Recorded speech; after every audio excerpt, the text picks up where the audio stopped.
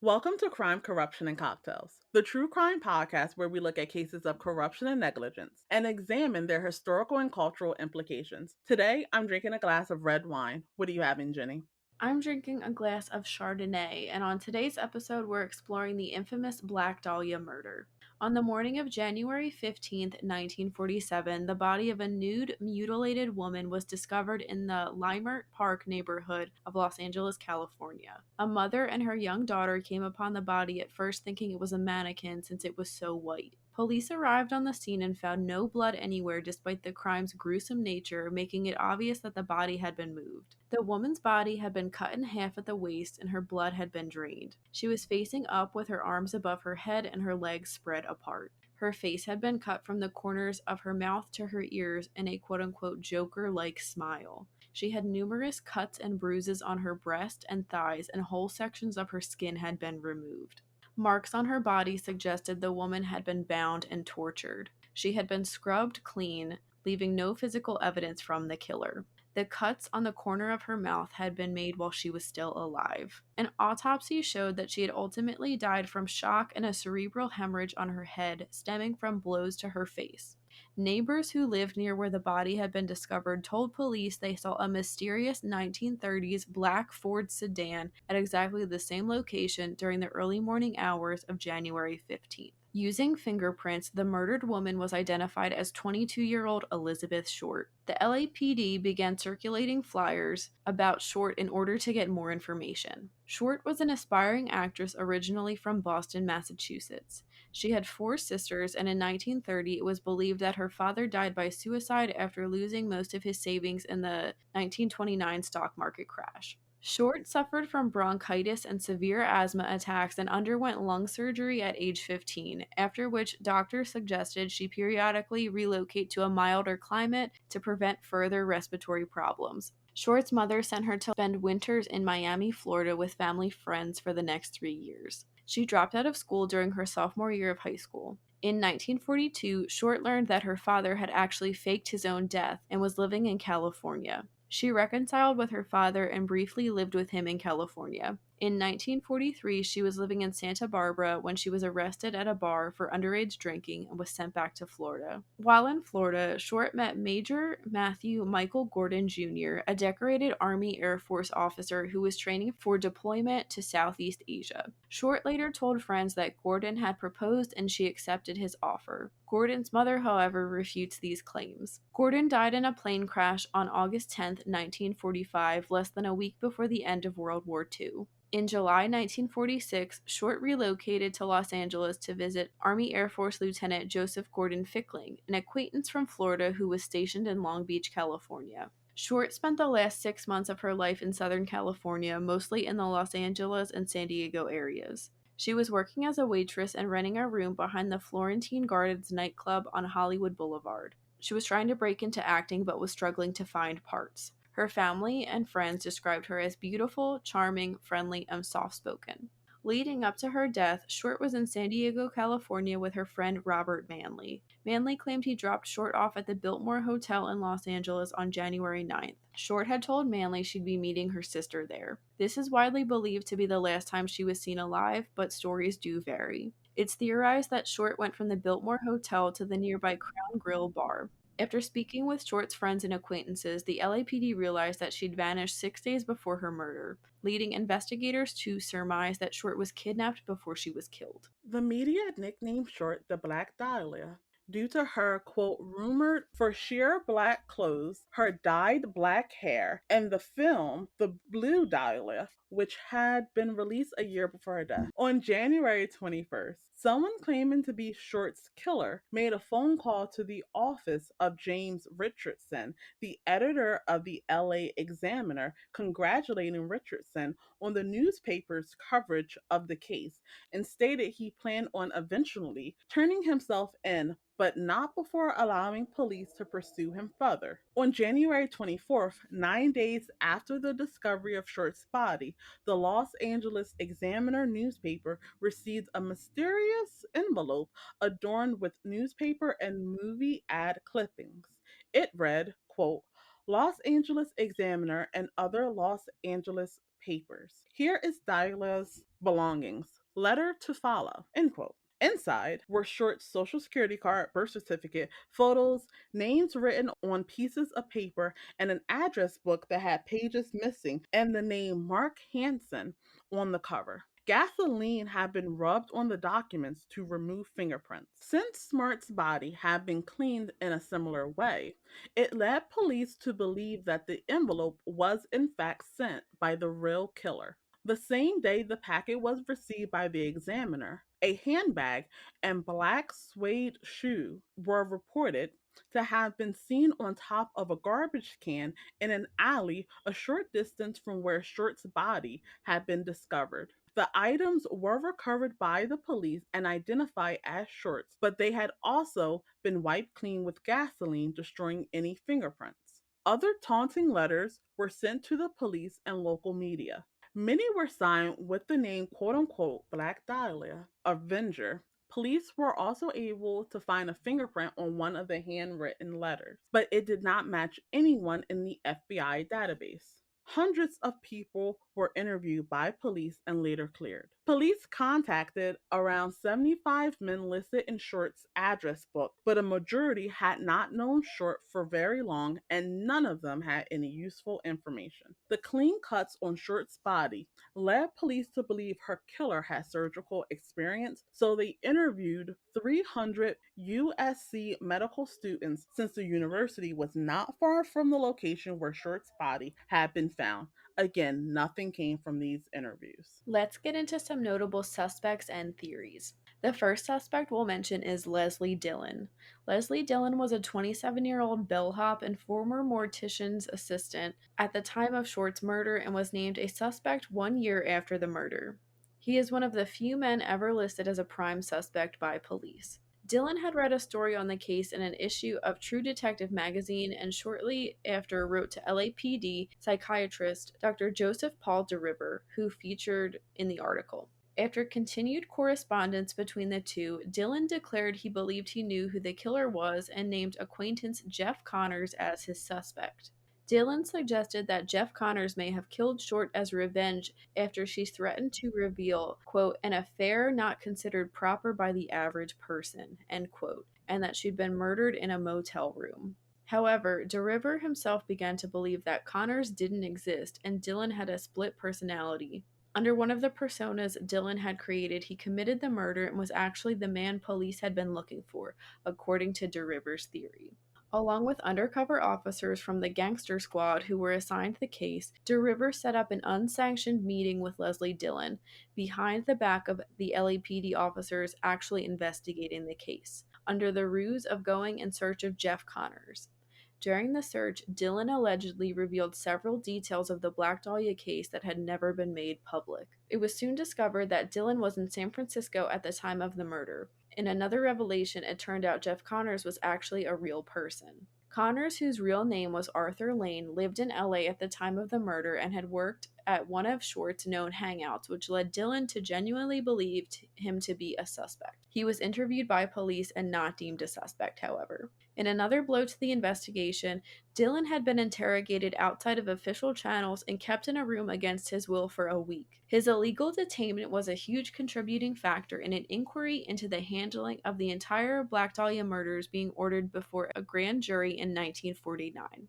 Dillon later sued the city of Los Angeles for $100,000 but dropped the lawsuit. Dillon has never been charged or tried for the murder. Renewed interest in Leslie Dillon came in 2017 with the release of the book Black Dahlia, Red Rose. Arthur Pugh Eatwell theorizes that Dillon was part of a gang that would rob hotels. Elizabeth Short was close to a member of the gang, and that man was Mark Hansen, a nightclub owner. Short knew too much about the robberies and was murdered by Dillon, who was either hired or ordered to kill Short at the Astor Motel where Dillon often stayed. Eatwell also claims witnesses at the hotel saw a dark-haired woman matching Elizabeth Short's description at the motel and a man who fit Mark Hansen's description. The owners also allegedly found a room covered in blood and fecal matter on January 15, 1947, the day the body of Elizabeth was discovered. Eatwell points out that the location of the dumpster where Short's shoe and purse were found was actually 2 blocks from where Leslie Dillon lived.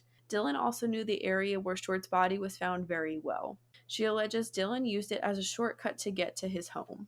Eatwell also claimed that Dillon, quote, preserved newspaper clippings about violence against women, end quote, and that Short's friends reportedly identified Dillon as one of her boyfriends. However, there's no hard evidence pointing Dillon to the crime, and like we said, his alibi showed that he was in San Francisco at the time of the murder, although that has been disputed. Buzz Williams, son of an LAPD gangster squad officer, came forward after the book was published saying that his father also felt Dillon was the killer. Mark Hansen is clearly a suspect as well. Hansen is reportedly one of the last people to have spoken to Short. Eatwell describes him as, quote, a wealthy and powerful Hollywood mover and shaker, end quote, with connections to, quote, the fringes of the Los Angeles underworld, end quote. Short has stayed with Hansen for a handful of nights. Antoff, friend and roommate of Short and girlfriend of Hansen, told police Short had rebuffed Hansen's sexual advances, which may have been motive for Hansen to kill Short. Hansen had been questioned by police after Short was identified, but more interest was taken in him when the address book embossed in gold with his name on the front was mailed to the Los Angeles Examiner newspaper. Hansen admitted to knowing Elizabeth, but said he had never been romantically involved with her and had no information about her disappearance. He did say that Elizabeth had stolen the address book from him, although he had never used it himself. Nothing was found to link Mark Hansen to the murder of Elizabeth Short, and he was soon released. According to Eatwell's theory, Hansen had a number of corrupt officers in his pocket, which allowed Dillon and Hansen to get away with murder. Our next suspect is George Knowlton. In 1996, Janice Knowlton released a book titled Daddy Was the Black Dahlia Killer. In it, she accused her father, George Knowlton, of the crime. In 1989, Janice claimed to begin recovering repressed memories of her father's violence. By the end of the year, she remembered Elizabeth Short as a victim of his brutality. Janice claimed her father and Short were having an affair and she was staying in the garage of the family home. She also claimed Short was a prostitute, a rumor that has followed the Black Dahlia case, and would procure young girls to be sold in a child sex trafficking ring. Janice alleged she was sold into sex trafficking by her father when she was just 9 years old. One night, Short suffered a miscarriage in the garage and was then murdered by George Knowlton. Her body was cut up in the sink. Then, when disposing of the body, he took his then 10-year-old daughter along for the ride to act as a cover. According to Janice, he first tried dumping the body in the ocean, but when it failed to sink, he instead dumped the body in the vacant lot where it was found.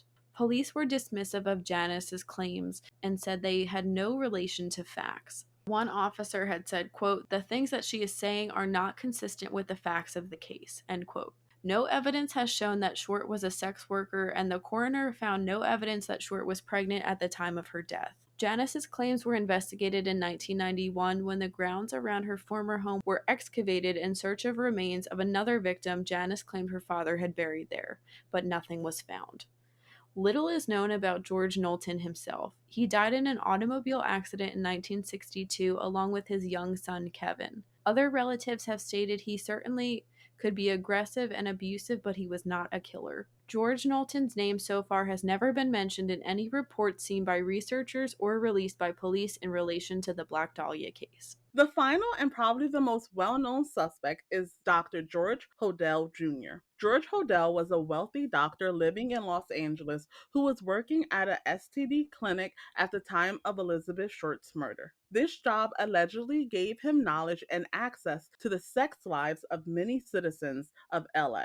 The LAPD first became suspicious of him in 1949 when his 14-year-old daughter Tamar accused him of molesting her, allowing friends to take nude pictures of her and allowing friends to molest her. George was acquitted of these crimes in December of 1949. At 15, Tamar gave birth to a baby girl. She placed the child for adoption, and many believe George Hodel fathered this child, but it has never been confirmed. Since Hodel had been accused of a sex crime and had medical expertise, police added him to their list of potential suspects. Police secretly placed listening devices into Hodel's home and recorded him for 40 days. Amongst the recordings taken from February 18th to March 27th, 1950, one transcript made of the recording cited the murder of Elizabeth Short. In a telephone discussion with an unknown German man, George Hodel said, quote, "Supposing I did kill the Black Dahlia.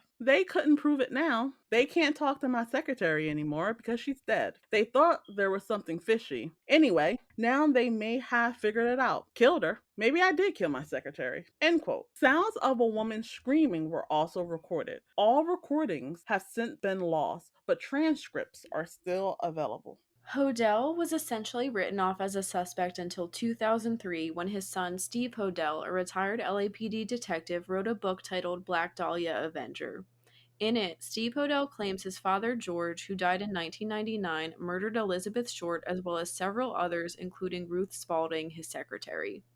He theorizes Short was one of his father's patients and that they had dated. He believes his father was motivated by jealousy and that her murder was done as a way for George Hodel to emulate his close friend Man Ray, a surrealist painter from France. Steve believes his father may have been inspired by Man Ray's works Leimert and Minotaur, as they resemble Short's mutilated body. Steve Hodel alleges that he found two photos of who he believes to be Short in his father's possessions. Though a woman in one of the photos has been identified, the second woman has not. Short's family has denied these photos are of Elizabeth, and some photographic experts have found inconclusive evidence. George Hodel would have had the medical training needed to make the mutilations to Short's body. Steve produced a handwriting sample from George Hodel that he believes matches the Black Dahlia Avengers letters. A handwriting expert determined that there is a strong likelihood that his father's handwriting matched the script on some of the notes the killer sent to the LAPD, but the results were inconclusive. A car seen at the site of the body fits the description of a car George Hodel owned and drove at the time. In the archives of UCLA, Steve found a folder containing receipts for contracting work on his childhood home. One of the receipts showed a purchase a few days before Short's murder of 10 5-pound bags of concrete, the same size and brand found near Short's body that police believe her killer used to carry her. A number of now dead officers who originally worked the case had conversations with friends and family saying the department believed the culprit was, quote, a doctor who lived on Franklin Avenue, end quote, where the Hodel family lived at the time of the murder. Steve says he has no idea his father was a suspect during the initial investigation. His father abandoned him at the age of 9, and he does believe his dad molested his half sister, Tamar. Steve theorizes that his father had knowledge of LAPD corruption, including their ties to prostitution and abortion rings, because of his status and job. In order to protect themselves, the LAPD covered up Hodel's crime. On the recordings from the wiretap, Hodel can allegedly be heard saying, quote, "This is the best payoff I've seen between law enforcement agencies. I'd like to get a connection made in the DA's office," end quote. Current investigators and researchers are split on whether George Hodel was the murderer. Janice Knowlton knew Tamar Hodel, and she even mentioned George Hodel's name in a message board post about the case. Some have argued Steve was seeking the same attention Janice received after accusing her own father. Since Steve had a poor relationship with his father, many have questioned if these accusations are a type of revenge. Steve also lost credibility to some when he also accused his father of being the Zodiac killer. Some detectives and crime authors believe that the same person that committed the Cleveland torso murders, which took place between 1934 and 1938, also killed Short. Another theory at the time was that Short's murder was linked to the Chicago lipstick murders. Handwriting found at the crime scene was similar to Black Dahlia. Avenger letters, and the victims were also dismembered. Nearly 50 men and women have admitted to the murder, but most of these confessions have been proven to be false. Though the media coverage was intense during the first month or so of the investigation, they quickly lost interest. The original LAPD investigators handling the Black Dahlia case have been accused of mismanaging it, and the agency as a whole was accused of corruption. In 1949, a grand jury investigation was launched to address the LAPD's inadequate handling of murder cases and their inability to solve murders of women and children. They examined the efforts of law enforcement and the still inconclusive evidence. A document presented during the investigation said, quote, deplorable conditions indicating corrupt practices and misconduct by some members of the law enforcement agencies in the county, alarming increase in the number of unsolved murders, jurisdictional disputes, and jealousies among law enforcement agencies, end quote. The jury disseminated without indicting a suspect, and the case quickly went cold.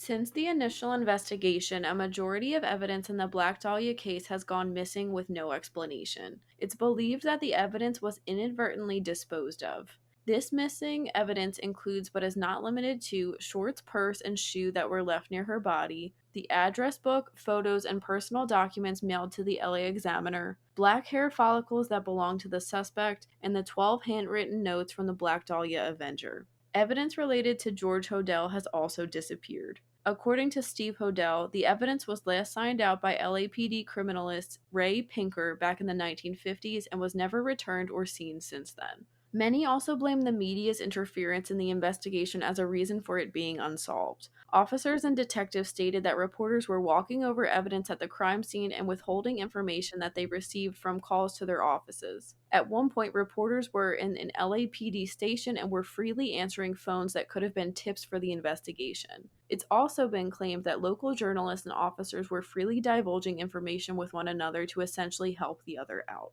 The Black Dahlia murder is one of the most famous unsolved murders in the world. The brutality of the crime has ensured its lasting legacy and will continue to fascinate people. Over the years, new evidence has been found, but many still believe that it is a murder that will never be solved. Del, what are your thoughts on the case, and who do you think murdered Elizabeth Short? So I do believe that George Hodel murdered Elizabeth Short. I think that the transcripts in which he says basically jokingly that he got away with it and that he was able to use his connections with law enforcement to cover up his crimes, to me is the biggest piece of evidence, especially since a lot of the physical evidence was wiped away by the killer. I do think that corruption played a big part in why this is unsolved. I mean, we've seen some minor improvements with the LAPD, but still, when it comes to solving cases, even in modern times, they haven't improved that much. I don't believe any of the rumors that Elizabeth Short was a prostitute or had an abortion, anything like that. I think that that's a common trope that is put on women that have traveled to LA for a better life and to gain stardom. But I think that people are using that as a way to, as we talked about on the last case, just victim blame and, try to find a way that Short is responsible for her own murder. I would agree that I'm leaning more towards George Hodel, especially because of those recordings. Why would someone just say that if they're innocent?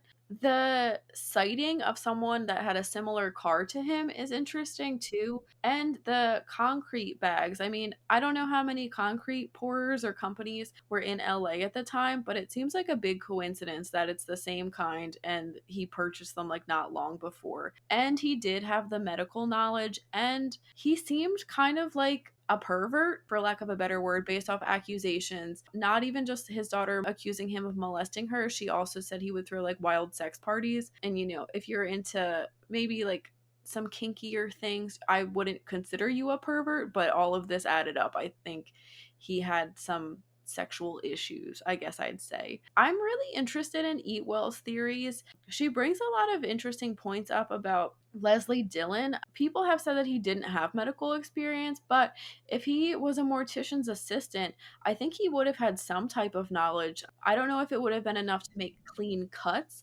on Elizabeth Short's body, but he probably would have had the knowledge on how to really clean the body and the evidence. I also think it's really interesting that he was familiar with the area where some evidence was found and where her body was found.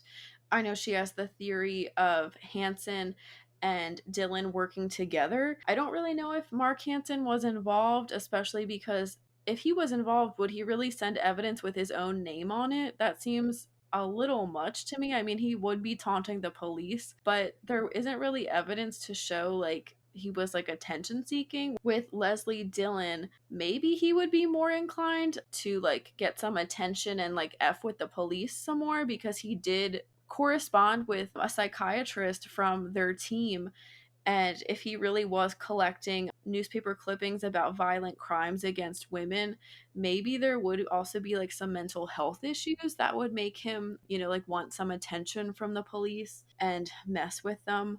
I guess the biggest thing with Dylan to me, though, is if he really was seen in San Francisco, he's automatically ruled out. I don't really know why there's disputes about this alibi, but I had read a few times that there were some people said that they didn't agree with that. I know Steve Hodel did accuse his dad of being the Zodiac killer, which I do think does hurt his case. I don't know his exact reasoning for that, and I would like to look into that. But I think it also goes to show how like despicable he viewed his father and how, violent he thinks he could be. I mean, he accused him of several people's murders. I don't know. I also don't think it'll be solved, but George Hodel does seem like a good suspect to me. The case of Black Dahlia has had major impact on true crime media and American culture. Newspapers featuring the case allegedly sold more copies than the bombing of the Pearl Harbor did. Crime was on the rise in LA at the time of Short's murder, and the press used her death as a cautionary tale for young women moving to Los Angeles from across the country. The press would later shift their narrative of Short from an innocent victim to a vamp that had been seen with 25 different men in the 2 months before her death. They also shared details of her underage drinking arrest. In February of 1947, California became the first state to require a registration process for convicted sex offenders, and legislation that Black Dahlia was a result of the killings. Time magazine named Black Dahlia murder as one of the top 10 unsolved crimes. The murder of Elizabeth Short has influenced dozens of books. Some were fictionalized tales of her life, and others nonfiction works whose authors aim to solve the case. A variety of made for TV movies, feature films, news specials, and TV series were inspired by the case, including Brian De Palma's 2006 film adaptation of James Ellroy's novel The Black Dahlia. Elizabeth Short was a character in 2 episodes of American Horror Story. And in 2019, the TV series Into the Night was released, and that focused more on George Hodel's life and the life of the daughter that Tamar Hodel had placed for adoption. There's even a death metal band named the Black Dahlia Murder, and the, I believe, lead singer of that just died recently. Del, do you have any thoughts on why this case in particular has been so everlasting and popular? So I think that this case has so many elements that are really interesting to the human mind. You have the fact that it's unsolved. You have the fact that it features something that is pretty common in a lot of media, which is someone moving across the country to pursue their dreams in Hollywood. And then, of course, the cautionary tale aspect. I think when thinking of this case, people are also fascinated by just the way her body was treated, because that is a pretty outlandish way. You had the Joker smile, which is something that people tend to remember about this case as well, and what it all meant. Why was the Joker smile carved into her face while she was still alive? Why was her body drained? Why was it left there in that certain position? Because of those questions probably will never have answers, people are probably going to be forever fascinated with this case. What are your thoughts on it? I definitely agree with everything that you said. I think there's also an element of it being like such a classic old Hollywood kind of crime and murder. It was so close to the LA Hollywood area. Elizabeth Short herself wanted to be an actress. The brutality, like you said, is just appalling, especially at that time. I can't even imagine what that poor woman had to deal with in the moments leading up to her death. It was depraved. That's really, enticing and exciting, unfortunately, for people to read about. There's also like a sexual element to the crime. I had read somewhere, and I don't know if this is 100% certain, but they had tested to see if Elizabeth Short had been raped. There was no evidence of fluid, but there were some things to show that she had been sexually assaulted, likely, or raped leading up to her death. Like you had said, there's rumors of her being a sex worker, and there's been no evidence to show that at all. These two people that we had mentioned, at least George Hodel worked at an STD clinic. He was possibly having like wild sex parties with people in the LA community. And Leslie Dillon, if he was cutting out newspaper clippings about violence against women, I'm sure there was a sexual nature in that as well. All of the misconceptions really do lead to like this being not bigger than what it is, but it kind of adds to the legend status. There were also some accusations that Elizabeth Short's genitalia was like not fully formed, which isn't true. There had been fecal matter found in her stomach, so a lot of people thought she had like been force fed shit, I guess, prior to her death, but that's not true. It was more likely that it was found in her stomach because of the way she was cut, which makes sense to me. There's all these other elements that really add to the brutality. It's almost like an urban legend. It's these elements that make it more interesting and more fascinating and more like a horror movie than what the truth really is, which is still horrifying. It's kind of weird that people sometimes like want more horror than what actually is a horrible thing that happened. That wraps up this week's case. Thank you for listening. Let us know in the comments what you think about the murder of Elizabeth Short. You can read more about this case and how to support us in the links below. We will be back next week with a brand new episode. As always, stay safe.